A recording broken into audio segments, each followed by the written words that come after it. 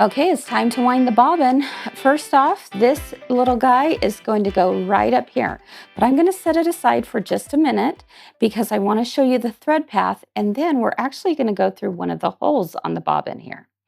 So I have my thread that is on the spool here, and I have a nice little cap just to hold it in place. And to wind the bobbin, I need to go around this tension disc. So in fact, you can see the picture. If you're wanting a picture for reference, you can see the picture right here.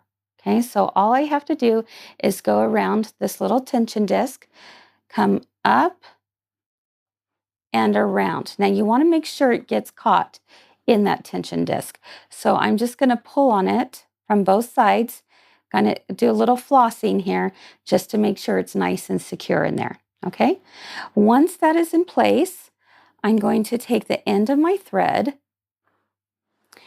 and place it through the hole at the top, but I come from inside to out.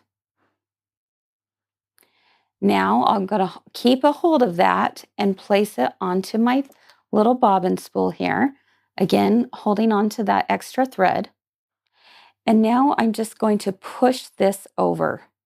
Okay, you'll hear a little snap there.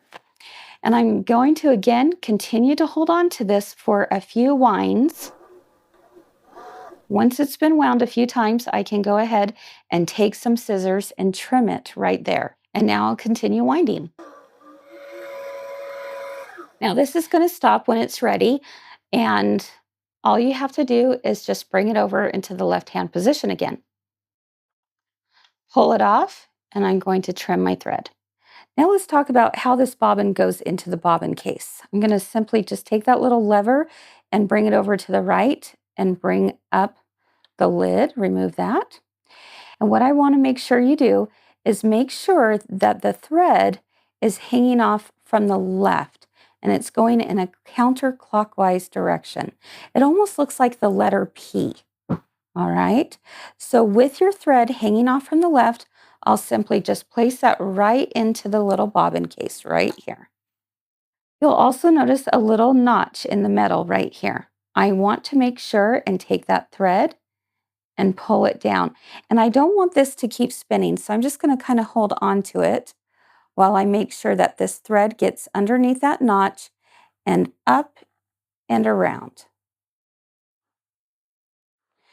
Now go ahead and leave this tail just hanging out right here because in a minute we're going to bring up the bobbin thread through the top.